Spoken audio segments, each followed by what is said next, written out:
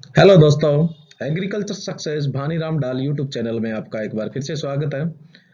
आज फिर अपने एक बार ऑब्जेक्टिव सेट की बात करते हैं। सबसे पहले अपने थोड़ा सा जनरल इंट्रोडक्शन हॉर्टिकल्चर के कुछ ऑब्जेक्टिव क्वेश्चन डाले थे, अब और कुछ जो जनरल हॉर्टिकल्चर के हैं उनके ऑब्जेक्टिव क्वेश्चन। सबसे पहला क्वेश्चन है 1 नंबर, बाजार के पास लगाने की कौन सी विधि सबसे उपयुक्त है? तो ऑप्शन है ए वर्गाकार, बी पंचभुजाकार, सी त्रिभुजाकार और द षटभुजाकार। तो षटभुजाकार विधि होती है वो सघन खेती के काम में ली जाती है और इसमें वर्गाकार विधि की तुलना से 15% अतिरिक्त फल वृक्ष लगते हैं। बाजार के पास लोगों के पास जमीन कम होती है, इसलिए वो सघन खेती करने की कोशिश करते हैं। तो षटभुजाकार बाजार के पास लगाने के लिए उपयुक्त विधि है। तो पहले का राइट है षटभुजाकार। वैसे तो त्रिभुजाकार और षटभुजाकार विधि एक ही है दोनों, लेकिन जब ऑप्शन में अलग अलग आ जाए तो हमें प्रायोरिटी षटभुजाकार को ही देनी होती है। तो फर्स्ट का राइट आंसर है षटभुजाकार। नेक्स्ट है दूसरा क्वेश्चन, नई जातियों के विकास के लिए आवश्यकता। देखो, नई जातियों के विकास तभी होगा जब विभिन्नता आएगी, और विभिन्नता हमेशा लैंगिक परिवर्तन से आती है। और लैंगिक परिवर्तन बोले तो बीज द्वारा जो परिवर्तन है वो कौन सा परिवर्तन कहलाएगा? लैंगिक परिवर्तन कहलाएगा। तो दूसरा जो क्वेश्चन है नई जातियों के विकास के लिए आवश्यक है, तो राइट आंसर होगा ए बीज द्वारा परिवर्तन। नेक्स्ट है बाग लगाने की कौन सी विधि सबसे प्रचलित विधि है? देखो, आप पौधरोपण दूरी पढ़ते हो 10x10, 8x8, 6x6, 5x5, 3x3। ये 10x10 का मतलब जो पहली 10 है वो लाइन से लाइन की दूरी है और दूसरी 10 है वो पौधे से पौधे की दूरी है। दोनों दूरी आपको बराबरी पड़ रही है आप। इसका मतलब सबसे ज्यादा प्रचलित वर्गाकार विधि है, जिसमें लाइन से लाइन की तथा पौधे से पौधे की दूरी समान होती है, उसको वर्गाकार विधि कहते हैं और वर्गाकार ही सबसे प्रचलित है। तो तीसरे का ऑप्शन ए राइट है, बाग लगाने की सबसे प्रचलित विधि है वर्गाकार। नेक्स्ट है 4 नंबर क्वेश्चन, बाग लगाने के लिए मृदा की गहराई कितनी होनी चाहिए? देखिए, जो फल वृक्ष होते हैं उनकी जड़ें गहराई तक जाती है, लगभग 2 मीटर 2 मीटर गहरी, यानी 180 से 200 सेंटीमीटर गहरी मृदा तो होनी ही चाहिए। तो चौथे का राइट आंसर है बाग लगाने के लिए मृदा की गहराई होनी चाहिए, 2 मीटर होनी चाहिए। नेक्स्ट है 5 नंबर क्वेश्चन, वायुरोधी वृक्ष कौन सी दिशा में लगाने चाहिए? देखो, वायुरोधी वृक्ष जिन क्षेत्रों में लू की प्रॉब्लम है या मतलब तेज गर्म हवाओं की प्रॉब्लम है वहां उत्तर पश्चिम दिशा में लगानी चाहिए। तो पांचवें का राइट आंसर होता है उत्तर पश्चिम दिशा, क्योंकि लू है वो किस तरफ से चलती है? उत्तर पश्चिम दिशा से चलती है। जिस तरफ अपने पाकिस्तान की बॉर्डर लगती है उस तरफ से लू आती है, तो लू उत्तर पश्चिम दिशा में लगती है, उत्तर पश्चिम दिशा से आती है। तो वायुरोधी वृक्ष, और चाहे वायुरोधी पट्टिका भी होता है, वायुरोधी वृक्ष को अपने बोलते हैं विंड ब्रेकर और वायुरोधी पट्टिका को बोलते हैं शेल्टर बेल्ट। तो आपसे वायुरोधी वृक्ष पूछ ले या वायुरोधी पट्टिका पूछ ले, उत्तर पश्चिम दिशा में लगाई जाती है। हाँ, क्वेश्चन पर्टिकुलर ये पूछ लिया जाता कि शीतलहर से बचने के लिए वायुरोधी वृक्ष या वायुरोधी पट्टिका किस तरफ है, तो शीतलहर हिमालय की तरफ से उत्तर पूर्व की तरफ से आती है, तब हम उत्तर पूर्व की तरफ लगाते हैं। लेकिन अब तो ये जो मेनली है वो सबसे ज्यादा जो लॉस होता है इंडिया में वो होता है गर्म हवाओं के कारण, जो उत्तर पश्चिम दिशा से आती है। तो वायुरोधी वृक्ष सीधा पूछ उत्तर पश्चिम दिशा में, लू के लिए पूछ ले तो भी उत्तर पश्चिम दिशा में। हाँ, अगर शीतलहर के लिए पूछ लिया जाता तो राइट आंसर क्या करते? उत्तर पूर्व। नेक्स्ट है छठा क्वेश्चन, निम्न में से सही कथन है। सही कथन चुनना इनमें से। वायुरोधी वृक्ष उत्तर पश्चिम दिशा में लगते हैं, ये तो सही है। बाग में आवास केंद्र में होना चाहिए, ये भी बात सही है। और स ऑप्शन कार्यालय मुख्य द्वार पर होना चाहिए, ये भी बात सही है। तो छठे का राइट आंसर है उपरोक्त सभी, यानी तीनों ही स्टेटमेंट सही है। नेक्स्ट है 7 नंबर क्वेश्चन, सदाबहार पौधे लगाने के लिए बाग में गड्ढे खोदते हैं। देखो, सदाबहार पौधे लगाए जाते हैं जून जुलाई में और पर्णपाती पौधे लगाए जाते हैं फरवरी मार्च में। तो हमेशा ही गड्ढा ए बाग लगाने के या पौध स्थानांतरण के 1 महीने पहले खोद लिया जाता है। तो सदाबहार पौधों के लिए बाग में गड्ढे कब खोदेंगे? तो जून जुलाई से 1 महीना पहला मई आएगा। तो सदाबहार पौधों के लिए बाग में गड्ढे मई में खोदते हैं। अगर यही क्वेश्चन होता है कि पर्णपाती पौधों के लिए कब खोदते हैं, तब हम जनवरी, क्योंकि पर्णपाती पौधों का स्थानांतरण कब करते हैं? हम फरवरी मार्च में। तो जाहिर सी बात है गड्ढे जनवरी में खोदते हैं।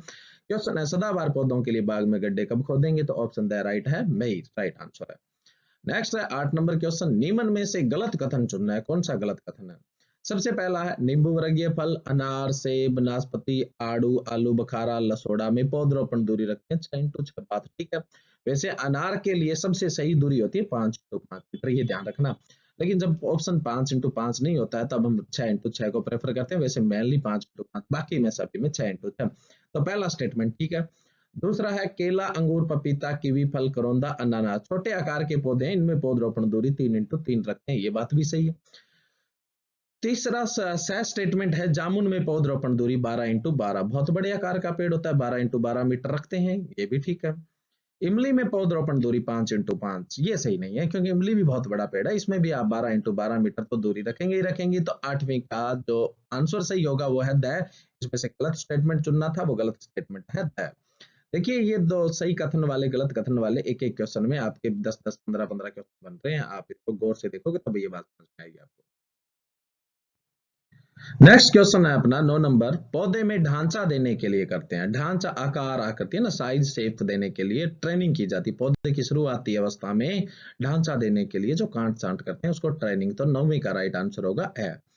10वां क्वेश्चन है आंवला में ट्रेनिंग की कौन सी विधि काम में लेते हैं? तो आंवला में सेंट्रल लीडर सिस्टम लेते हैं, ऑप्शन ए राइट है। सिर्फ आंवला में सेंट्रल लीडर सिस्टम लेते हैं, जिनमें पत्ते बहुत कम होते हैं या छोटे पत्ते होते हैं उनमें सेंट्रल लीडर सिस्टम लिया जाता है। 10वें का राइट आंसर होगा ए। 11 नंबर क्वेश्चन में है फलों में ट्रेनिंग की कौन सी विधि काम में लेते हैं? आंवला में सिर्फ सेंट्रल लीडर सिस्टम लेते हैं, बाकी सभी में मॉडिफाइड लीडर सिस्टम लेते हैं। सेंट्रल लीडर सिस्टम को तो कहते हैं केंद्रीय अगर प्रवाह प्रणाली, और जो मॉडिफाइड लीडर सिस्टम है उसको रूपांतरित अगर प्रवाह प्रणाली। तो आंवला में 10 नंबर क्वेश्चन का ए ऑप्शन राइट है और 11 नंबर क्वेश्चन का सी ऑप्शन राइट है, मॉडिफाइड लीडर सिस्टम, रूपांतरित अगर प्रवाह प्रणाली, इसको हिंदी में बोलते हैं। नेक्स्ट है 12 नंबर क्वेश्चन, निम्न में से वृद्धि कारक हार्मोन है? इथाइलिन वृद्धि रोधक है, एब्सिसिक एसिड वृद्धि रोधक है, हाँ ब्रेसिलिनोइडस है, ये ब्रेसिलिनोइडी है, ये क्या है? वृद्धि कारक है। तो 12 का राइट आंसर होगा स। नेक्स्ट है 13 नंबर क्वेश्चन, GA3 की खोज किसने की थी? जिब्रेलिन, GA3 बोले तो जिब्रेलिक एसिड। GA3 की खोज की थी कुरोसावा ने। 13 नंबर का ऑप्शन राइट है बी। ऑप्शन ए देखिए, FW वेंट ऑक्सीजन की खोज की थी इन्होंने। अयासी ने GA3 का नाम दिया था, और लेथाम है इन्होंने साइटोकाइनिन का नाम दिया था। तो राइट आंसर 13वें का कुरोसावा है, बाकी 3 ऑप्शन है वो भी मैंने आपको बता दिए हैं। नेक्स्ट है ऑक्सीजन का अग्रक है, ऑक्सीजन का अग्रक होता है ट्रिप्टोफान। 14वें का बे ऑप्शन राइट है ट्रिप्टोफान, बाकी और ऑप्शन सॉरी, हाँ ट्रिप्टोफान ही है। 14वें का बी ऑप्शन है वो राइट है, बाकी और ऑप्शन के बारे में बता देते हैं। ऑप्शन ए है एंटकुरेन, ये जिब्रेलिन का अग्रक है। मिथ्योनिन, ऑप्शन सी जो है मिथ्योनिन, ये इथाइलिन का अग्रक है। और काइनेटिन, ये साइटोकाइनिन का अग्रक है। अग्रक को पुरोगामी या फिर प्रीकर्सर भी बोलते हैं, लेकिन 14वें का राइट आंसर कौन सा होगा? बे ट्रिप्टोफान, ऑक्सीजन का अग्रक पूछता है तो ट्रिप्टोफान। नेक्स्ट है 15 नंबर क्वेश्चन, ऑक्सीजन पौधे के कौन से भाग में संश्लेषित होता है? तो ऑक्सीजन पौधे के शाखाओं के शीर्ष भाग में संश्लेषित होता है। ऑप्शन बी राइट है, 15 का बी ऑप्शन राइट है। नेक्स्ट है प्राकृतिक ऑक्सीजन कौन सा है? IAA, indole 3 acetic acid, option A right है। प्राकृतिक ऑक्सीजन IAA है, बाकी जो IBA है, NA है और 2,4-D है, ये संश्लेषित ऑक्सीजन है या कृत्रिम ऑक्सीजन इनको बोल देते हैं। नेक्स्ट है सेल इनलार्जमेंट किसके द्वारा होता है? कोशिकाओं की मोटाई किसके द्वारा बढ़ती है? 17 नंबर क्वेश्चन।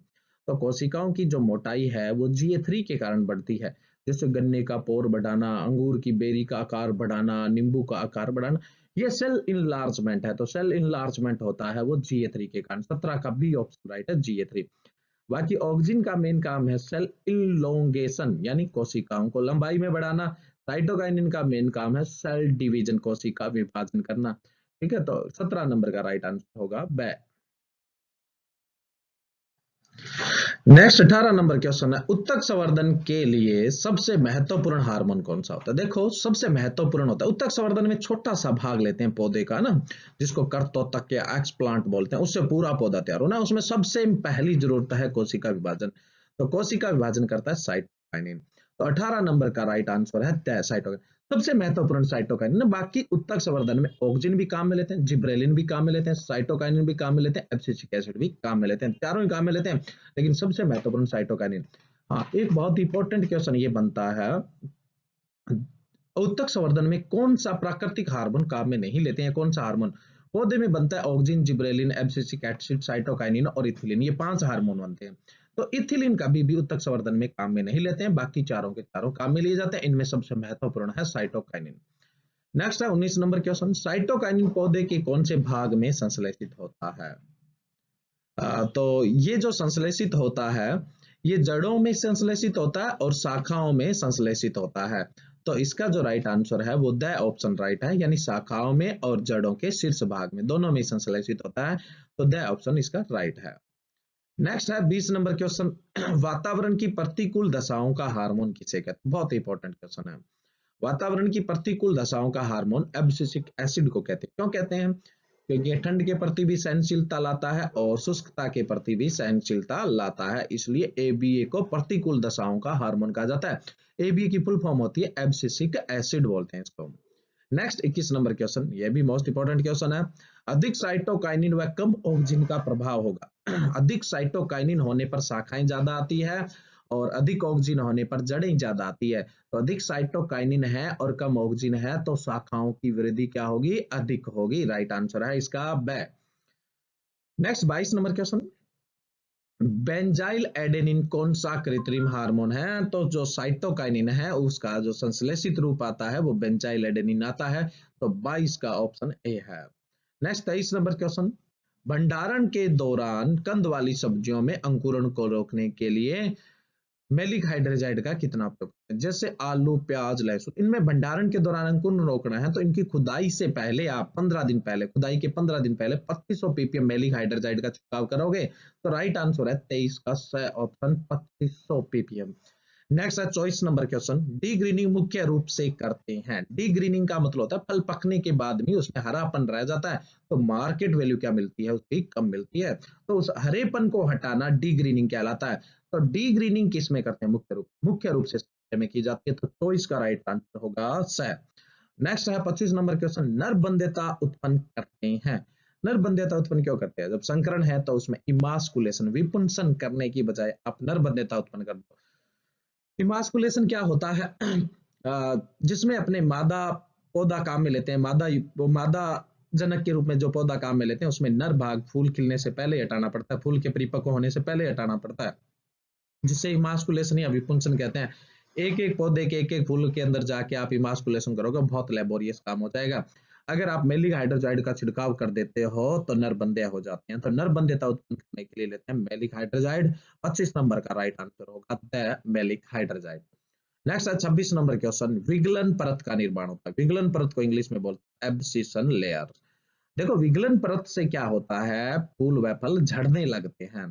तो विगलन परत बनती है एब्सिसिक एसिड से। 26 नंबर जो क्वेश्चन उसका राइट आंसर है विगलन परत बनने का कारण है एब्सिसिक एसिड, ऑप्शन स है। नेक्स्ट है अपना 27 नंबर क्वेश्चन। पौधे में रोग प्रतिरोधक क्षमता उत्पन्न करता है। पौधे में रोग प्रतिरोधक क्षमता उत्पन्न करता है जैस्मोनिक अम्ल करता है, उसके अलावा सैलिसिलिक अम्ल भी करता है, लेकिन ऑप्शन में यहाँ जैस्मोनिक अम्ल है। तो 27 का ऑप्शन ए राइट होगा। Next 28 number question. पोषक तत्वों की अवशोषण क्षमता को बढ़ाता है। देखो पोषक तत्वों की जो अवशोषण क्षमता होती है उसको ब्रेसिलिनोइडस बढ़ाता है। 28 का बी ऑप्शन राइट है। नेक्स्ट है 29 नंबर क्वेश्चन। एसिफ्लुरोफेन का व्यापारिक नाम है। ये जो पादप वर्धी हार्मोन है इसका व्यापारिक नाम होता है बेलजार। व्यापारिक नाम क्या होता है? मार्केट में जिस नाम से बिकता है वो उसका व्यापारिक नाम होता है। जैसे एक सिंपल सी बात है, सवैया या जिसको न्यूडल बोलते हैं, मार्केट में मैगी के नाम से, पतंजलि के नाम से, यम्मी के नाम से बिकते हैं, तो ये उनका ब्रांड नेम है यानी व्यापारिक नाम। जो एसिफ्लुरोफेन है ये उसका सामान्य नाम है और मार्केट में ये बिकता है बेलजार के नाम से। तो 29 का राइट आंसर है सी। 30 नंबर 2,4-D का व्यापारिक नाम है। 2,4-D का व्यापारिक नाम है plant guard, option A right है। नेक्स्ट है 31 नंबर। ग्लाइफोसेट का व्यापारिक नाम है। तो ग्लाइफोसेट का जो व्यापारिक नाम है वो है राउंड अप है। Round up, option A right है। नेक्स्ट है यदि 1 लीटर पानी में 1 ग्राम पादप वर्धी नियंत्रक मिलेगा तो घोल कितने पीपीएम का बनेगा?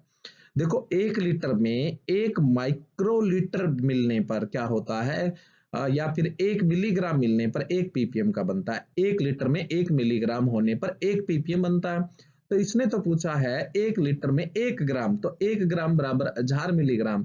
तो 1 लीटर में 1000 मिलीग्राम मिलने पर कितना बन गया? 1000 पीपीएम राइट आंसर होगा। 1000 पीपीएम। 32 का राइट आंसर है ऑप्शन द 1000 पीपीएम। नेक्स्ट है 33 नंबर क्वेश्चन। गेहूं में चौड़ी पत्ती वाले खरपतवारों को नष्ट करने के लिए छिड़का जाता है। ये तो आप अच्छी तरह जानते हो कि 2,4-D का छिड़काव करते हैं चौड़ी पत्ती वाले खरपतवारों को नियंत्रण करने के लिए, लेकिन कितने पीपीएम का करते हैं तो 1000 पीपीएम का करते हैं। 33 का द ऑप्शन राइट है। अगर यही प्रतिशत में पूछ लिया जाता तो राइट आंसर हो जाता 0.1% 2,4-D का छिड़काव या फिर 1000 पीपीएम 2,4-D का छिड़काव। राइट आंसर है इसका द। नेक्स्ट है कलम में जड़ों को शीघ्र प्रेरित करने के लिए। ये तो आपको पता है, शीघ्र जड़ों को प्रेरित करने के लिए ज्यादातर आईबीए काम में लेते हैं, लेकिन कितना काम में लेते हैं तो 34 का राइट आंसर होगा। 100 से 500 पीपीएम आईबीए के घोल में कलम को उपचारित किया जाता है, तो 34 का राइट आंसर होगा 100। नेक्स्ट है सर्वप्रथम वृद्धि रोधक हार्मोन शब्द दिया था। 35 नंबर क्वेश्चन, सर्वप्रथम वृद्धि रोधक हार्मोन दिया था, तो ये शब्द सबसे पहले दिया था ओएस बोरम ने दिया था। राइट आंसर है इसका 100। नेक्स्ट क्वेश्चन है 36, एक लिंगी डायोसियस है। डायोसियस या एक लिंगी का मतलब होता है ऐसे पौधे जिन पर एक ही लिंग के पुष्प हो, या तो नर पुष्प हो या मादा पुष्प हो। ऐसे भी कह सकते हैं कि नर व मादा पुष्प अगर अलग अलग पौधे पर देखने को मिलते हैं तो उसको एक लिंगी या डायोसियस कहते हैं। पपीता है, खजूर भी है, पालक भी है, तो राइट आंसर होगा उपरोक्त सभी। पपीता की एक लिंगी किस्मों में मादा व नर का अनुपात रखते हैं। देखो 90% मादा पौधे लगाते हैं बाग में और 10% नर पौधे लगाते हैं, तो एक्यूरेट जो रेशो होगा वो 9:1 होगा। लेकिन राउंड फिगर में अपने 10:1 बोल दिया जाता है, लेकिन ऑप्शन में 9:1 भी है, 10:1 भी है, तो राइट आंसर जो होगा फिर ब ऑप्शन होगा 9:1, जब दोनों है तब। अदरवाइज 9:1 नहीं है तो राउंड फिगर में 10:1 बोल दिया जाता है, तो 37 का राइट आंसर है ब। नेक्स्ट है 38 नंबर, द्विलिंगी फलों का उदाहरण है। आंवला द्विलिंगी है, अखरोट द्विलिंगी है, पिस्ता द्विलिंगी है, उपरोक्त सभी। 38 का राइट आंसर है उपरोक्त सभी। नेक्स्ट है निम्न में से प्रोटो एंट्री पाई जाती है। अखरोट, चीकू, केला, तो सिर्फ अखरोट में ही प्रोटो एंट्री पाई जाती है। प्रोटो एंट्री का मतलब होता है एक फूल में मादा से पहले नर का परिपक्व होना प्रोटो एंट्री कहलाएगा, तो प्रोटो एंट्री पाई जाती है अखरोट में। 39 का ए ऑप्शन राइट है। नेक्स्ट है 40 नंबर क्वेश्चन, एम्ब्रियो एबोर्शन यानी भ्रूणपात किस में देखने को मिलता है, तो सेब में देखने को मिलता है। 40 का ए ऑप्शन राइट है। नेक्स्ट है प्राग नपुंसकता देखने को मिलती है। प्राग नपुंसकता देखने को मिलती है अंगूर की किस्मों में, तो 41 नंबर का द ऑप्शन राइट है द अंगूर। देखो ये एप्लन टॉपिक के पार्ट है, कई स्टूडेंट सोच लेते हैं कि सेब, अखरोट जैसे हमारे सिलेबस में नहीं है, इनके एग्जाम्पल पूछ लिए जाते हैं। नेक्स्ट है असंगतता पाई जाती है। सॉरी 40 नंबर क्वेश्चन, पराग नपुंसकता की बात कर रहे थे, पोलन इंपोर्टेंस, तो पोलन इंपोर्टेंस ग्रेप्स में अंगूर में देखने को मिलता है, the option right. 42 number question है असंगतता पाई जाती है। असंगतता का मतलब होता है सेल्फ इनकॉम्पेबिलिटी, और सेल्फ इनकॉम्पेबिलिटी का मतलब होता है एक ही पौधे में एक ही फूल के जो नर मादा है वो निषेचन के योग्य है, वो एक ही टाइम पे मैच्योर परिपक्व हो रहे हैं, फिर भी आपस में किसी अनुवांशिक कारण के कारण निषेचन नहीं कर पाते, उसको असंगतता बोलते हैं, या फिर क्या बोलते हैं, सेल्फ इनकॉम्पेबिलिटी। तो ऐसे जब पौधे होंगे या ऐसी कोई जाति होगी तो उसमें एक बाग के अंदर दो किस्मों को लगाना पड़ेगा, तब जाके उनमें क्या होगा, फलन होगा, नहीं तो एक किस्म लगा दी तो फलन ही नहीं होने वाला। तो यहाँ तो क्वेश्चन यही था, असंगतता पाई जाती है तो सेब में पाई जाती है, नाशपाती में पाई जाती है, चेरी में पाई जाती है। राइट आंसर होगा उपरोक्त सभी। 42 का राइट आंसर है द उपरोक्त सभी। सेब के बाग में फलन को प्रेरित करने के लिए दो किस्मों का अनुपात क्या रखेंगे। अभी ऊपर क्वेश्चन था असंगतता, सिर्फ सेब में असंगतता के कारण हमें दो किस्में लगानी पड़ रही है, तो सेल्फ इनकॉम्पेबिलिटी से अफलन हो रहा है, तो हमें उसको फलन को बढ़ावा देने के लिए बाग में दो किस्मों को किस रेशो में लगाएंगे, तो वो रेशो कम से कम होना चाहिए, 2:1 होना चाहिए, तो 43 का राइट आंसर है ब 2:1। नेक्स्ट क्वेश्चन है 44 नंबर, निम्न में से फलन को बढ़ावा मिलता है। ऑप्शन देखते हैं, नत्रजन का अनुपात अधिक होता है तो वानस्पतिक वृद्धि अधिक होती है, फलन नहीं होगा। सल्फर का अधिक अनुपात नहीं, ये भी नहीं है। चाहे कार्बन का अधिक अनुपात, देखो अगर वायु भाग में कार्बन का अनुपात ज्यादा होता है तो फलन अधिक होता है, यानी CN रेशो ज्यादा होना चाहिए, तो 44 का राइट आंसर है स, कार्बन का अधिक अनुपात होने पर फलन अधिक होगा, तो 44 का राइट आंसर स। नेक्स्ट है 45 नंबर क्वेश्चन, जोधपुर के किसान अनार की कौन सी बहार लेते हैं, इंपॉर्टेंट है, हस्त बहार लेते हैं। हस्त बहार कौन सी होती है, हस्त बहार होती है जो साल के अंत में आती है, अक्टूबर नवंबर में, जिसमें पुष्पन होता है, और यही मार्च अप्रैल में जिनमें फलन होता है उसको हस्त बहार कहते हैं।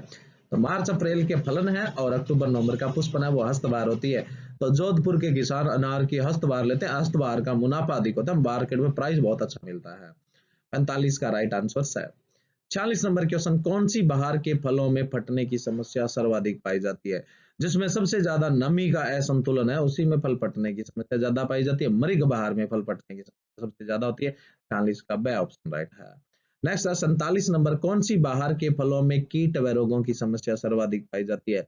जिस बहार के समय नमी ज्यादा है उसमें रोग कीट ज्यादा है, तो मृग बहार, क्योंकि मृग बहार मानसून के समय होती है, जून जुलाई में इसमें पुष्पन होता है और नवंबर दिसंबर में इसमें फलन होता है, तो मानसून के टाइम होती है, इस वजह से इसमें ज्यादा रोग कीट लगते हैं। तो 47 का राइट आंसर होगा बै। नेक्स्ट है 48 नंबर क्वेश्चन, बहार उपचार पुष्पन के कितने समय पहले कर देना चाहिए? देखो, बहार उपचार सबसे बढ़िया तरीका होता है सिंचाई रोक देते हैं, जिससे फूल आते नहीं, आते हैं तो झड़ जाते हैं। ये काम आपको फूल आने के 2 महीने पहले करना पड़ता है। तो बहार उपचार पुष्पन के कितने समय पहले करते हो? 2 माह है। 48 का राइट आंसर है बै, 2 माह है। नेक्स्ट है 49 नंबर क्वेश्चन, अम्बे बहार में पुष्पन कब होता है? देखो, अम्बे आम के साथ जिसमें पुष्पन हो वो ही अम्बे बहार है, तो फरवरी मार्च में जिसमें पुष्पन हो वो अम्बे, ऑप्शन ए राइट है। देखो, जून जुलाई में जिसमें पुष्पन आएगा वो तो मृग बहार है, और जिसमें अक्टूबर नवंबर में पुष्पन आएगा वो हस्त बहार है। नेक्स्ट है 50 नंबर क्वेश्चन, हस्त बहार में फलन का समय? हस्त बहार में फलन का समय होता है मार्च अप्रैल। 50 का ऑप्शन ए राइट है। अगर जुलाई अगस्त में पुष्पन आता है इसका मतलब ये अम्बे बहार का फलन है, और नवंबर दिसंबर में फलन आता है तो ये मृग बहार का फलन होता है। तो ये अपने कुछ हॉर्टिकल्चर के इंपॉर्टेंट क्वेश्चन थे। अगर दोस्तों मेरे वीडियोस आपको पसंद आ रहे हैं तो शेयर कीजिए, लाइक कीजिए। Thank you.